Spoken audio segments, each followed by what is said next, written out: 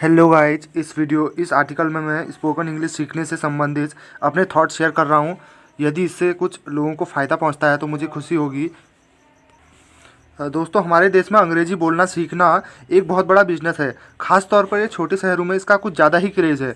आपको जगह जगह इंग्लिश स्पीकिंग से रिलेटेड एड्स दिख जाएंगे या पोस्टर्स दिख जाएंगे, जैसे कि 90 घंटे में अंग्रेजी बोलना सीखें, फर्राटेदार अंग्रेजी के लिए ज्वाइन करें XYZ स्कूल। इस प्रकार के कई पोस्टर्स हमारे देश में आपको जगह जगह पर देखने को मिलेंगे, क्योंकि इंग्लिश का आजकल बहुत ज़्यादा क्रेज़ है। पर क्या यह स्कूल में सचमुच इतने इफेक्टिव होते हैं? शायद नहीं, क्योंकि वो पहले ही गलत एक्सपेक्टेशन सेट कर देते हैं।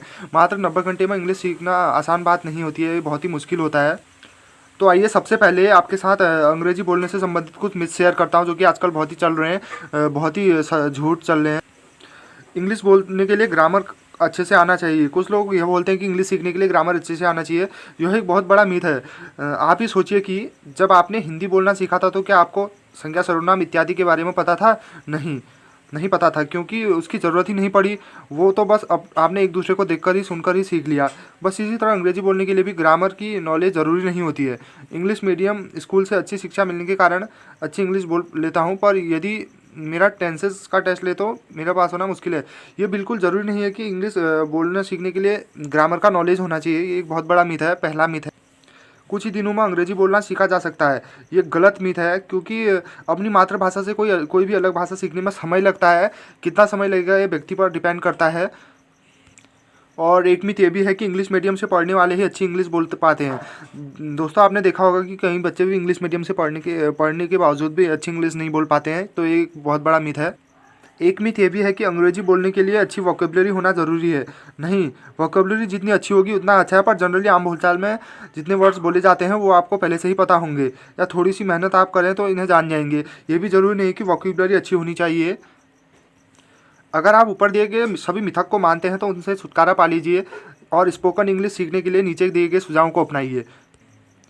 स्पोकन इंग्लिश सीखने के लिए 12 सुझाव दूंगा इस वीडियो में, तो अंत तक बने रहिएगा। पहला सुझाव यह है कि अपना माहौल इंग्लिश बनाएं। किसी भी भाषा को सीखने के लिए जो चीज़ सबसे महत्वपूर्ण होती है वो है हमारा इन्वायरमेंट। हमारा इन्वायरमेंट डिपेंड करता है कि हम किस इन्वायरमेंट में रह रहे हैं। आखिर हम अपनी भाषा छोटी सी उम्र में कैसे बोलने लगते हैं? हिंदी भाषा हम छोटी सी उम्र में बोलने लगते हैं, क्योंकि 24 घंटे ऐसा माहौल बने रहता है जहाँ ऐसी भाषा बोली जाती है, वही भाषा बोली पढ़ी और सुनी जाती है। तो इसलिए अंग्रेजी बोलना सीखना है तो हमें यथासंभव अपने माहौल को इंग्लिश बना देना चाहिए। इसके लिए आप ऐसा कुछ कर सकते हैं। हिंदी अखबार की जगह इंग्लिश न्यूज़पेपर पढ़ना शुरू कीजिए। हिंदी गानों की जगह अंग्रेजी गाने सुनिए और अपने इंटरेस्ट के इंग्लिश प्रोग्राम मूवीज़ देखिए। अपने रूम को जितना इंग्लिश बना सकें बनाइए। इंग्लिश पोस्टर चिपकाइए या इंग्लिश बुक्स पढ़िए।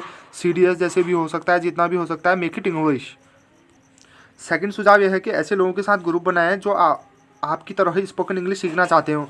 कुछ ऐसे दोस्त खोजिए जो आपकी तरह ही इंग्लिश बोलना सीखना चाहते हैं। अगर आपके घर में ही कोई अच्छा है तो और भी अच्छा है, लेकिन अगर ना हो तो ऐसे लोग खोजिए, और जितना आपको हो सके घर के करीब उतना अच्छा है। या फिर आप मोबाइल का यूज़ करके भी उनसे बात कर सकते हैं। तीसरा सुझाव है कि कोई मेंटर बना लें। किसी ऐसे व्यक्ति को अपना मेंटर बना लें जो अच्छी तरह इंग्लिश जानता हो। आपका कोई मित्र, आपका कोई रिश्तेदार या फिर कोई पड़ोसी, कोई अंग्रेजी सिखाने वाला इंस्टीट्यूट, कोई भी जो आपकी मदद करने के लिए तैयार हो। आपको अपना मेंटर बनाना है जिससे आपकी मदद ले सकें। अगर आपको मेंटर ना मिले तो आप मायूस होने की ज़रूरत नहीं है। आप अपने एफर्ट्स में लगे रहें। मेंटर मिलने से आपका काम आसानी से होता है, लेकिन मिलने पर भी आपको प्रयास कर सकते हैं। तो एक मेंटर बना लें अपना, इससे आपको इंग्लिश सीखने में हेल्प होगी। चौथा सुझाव यह है कि पहले दिन से ही करेक्ट इंग्लिश बोलने का प्रयास मत करें। कई लोगों को देखा है कि पहले दिन से ही करेक्ट इंग्लिश बोलने का प्रयास करते हैं। ये सोचते हैं कि हमसे गलती हो रही है। अगर आप ऐसा करेंगे तो आप इसी बात में उलझे रह जाएंगे और आप सही से बोल नहीं पाएंगे या गलत। पहला 1-2 महीने बिना किसी टेंशन के माहौल में जो आए वो बोलें। ना सोचें कि आप ग्रामेटिकली करेक्ट हैं या नहीं। ज़रूरी है कि आप धीरे धीरे अपनी झिझक को मिटाएं। पांचवा सुझाव है कि इंग्लिश सीखने के लिए अलर्ट रहें। हमेशा इंग्लिश सीखने के लिए अलर्ट रहें। आपको जहाँ से भी सीखने को मिलती है वहाँ से सीखें। टीवी या मोबाइल कहीं से भी सीख सकते हैं। पांचवा सुझाव यह है कि बोल कर पढ़ें। हर रोज़ आप अकेले या अपने ग्रुप में तेज आवाज़ से इंग्लिश का कोई भी आर्टिकल या स्टोरी पढ़ें। बोल कर पढ़ने से आपका प्रोनाउंसिएशन सही होगा और बोलने में आत्मविश्वास भी बढ़ेगा। सातवां सुझाव यह है कि मिरर का यूज़ करें। आप मिरर के सामने इंग्लिश बोलने का प्रयास कर सकते हैं। इससे ये होगा कि आपकी प्रेजेंटेशन अच्छी होगी और आपका कॉन्फिडेंस बढ़ेगा और आपकी इंग्लिश इम्प्रूव होगी। तो एक ये भी आप कर सकते। आठवां सुझाव है कि इन्जॉय द प्रोसेस। इंग्लिश बोलना सीखने के लिए इन्जॉयमेंट की तरह देखें, इसे अपने बोझ की तरह ना बनाएं। आराम से आपके लिए जो स्पीड कंफर्टेबल हो उस स्पीड से आगे बढ़ें, पर इसका ये मतलब नहीं है कि आप अपने प्रयत्न एकदम से कम कर दें, बल्कि जब आप इन्जॉय करेंगे तो खुद ब खुद इस दिशा में आपके एफर्ट्स और भी बढ़ जाएंगे। आप ये भी सोचें कि जब आप फ्लुएंटली बोलने लगेंगे तब कितना अच्छा लगेगा, आपका कॉन्फिडेंस भी बढ़ जाएगा और आप सफलता की तरफ भी बढ़ने लगेंगे। और नौवां सुझाव यह है कि इंग्लिश में सोचना शुरू करें। कुछ भी चीज़ आप जब इंसान मन में कुछ सोचता है तो नेचुरली वो अपनी मातृभाषा में ही सोचता है, लेकिन चूंकि अगर आप इंग्लिश सीखने के लिए कमिटेड हैं तो आप जो मन में सोचते हैं उसे भी इंग्लिश में सोचें। यकीन जानिए आपके ये छोटे छोटे एफर्ट्स आपको तेज़ी से अपनी मंजिल की तरफ पहुंचा देंगे। 10वां सुझाव यह है कि ऐसी चीज़ पढ़ें जो समझने में बिल्कुल आसान हो। बच्चे की इंग्लिश कॉमिक्स आपकी हेल्प कर सकती है। उसमें दिए गए पिक्चर्स आपको स्टोरी समझने में हेल्प करेंगे, और यह सिंपल सेंटेंस फॉर्मेशन भी आम बोलचाल में बोले जाने वाले सेंटेंसेस पर आपकी पकड़ बना देंगे। तो कॉमिक पढ़िए बच्चों की, ऐसी चीज़ों को पढ़िए जो समझने में बिल्कुल आसान हो शुरुआत में। 11 सुझाव यह है कि इंटरनेट का यूज़ कर सकते हैं आप। आजकल इंटरनेट में बहुत सारे ऐप्स ऐसे आ चुके हैं, गेमिंग ऐप्स जो इंग्लिश सीखने में हेल्पफुल हैं, या फिर यूट्यूब का आप इस्तेमाल कर सकते हैं।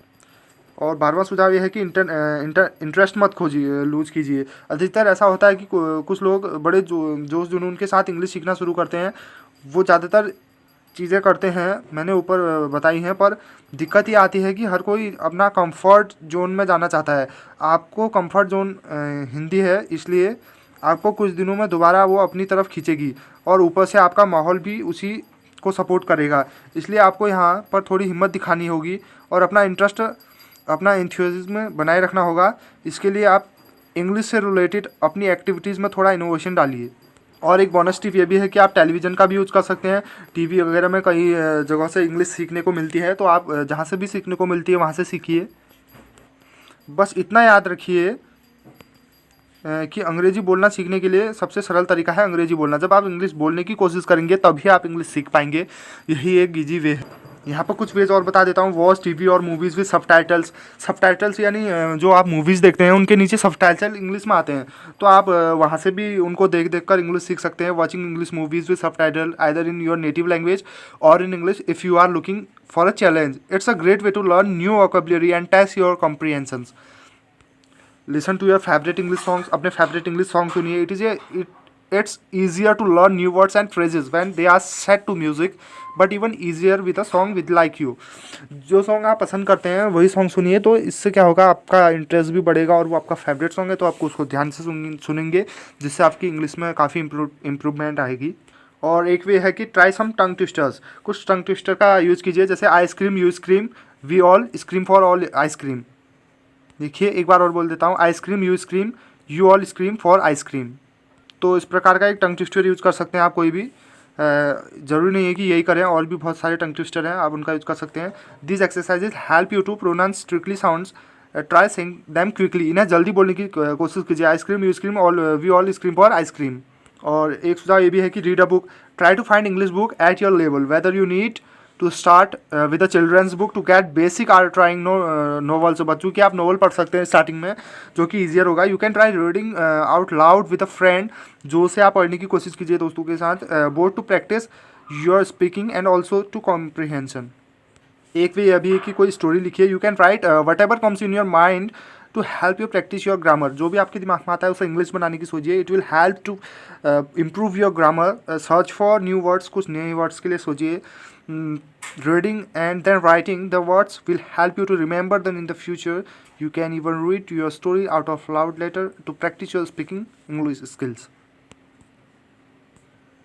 सो आज की वीडियो में बस इतना ही। Thanks for watching. Please do like share and subscribe my YouTube channel and don't forget to press bell icon.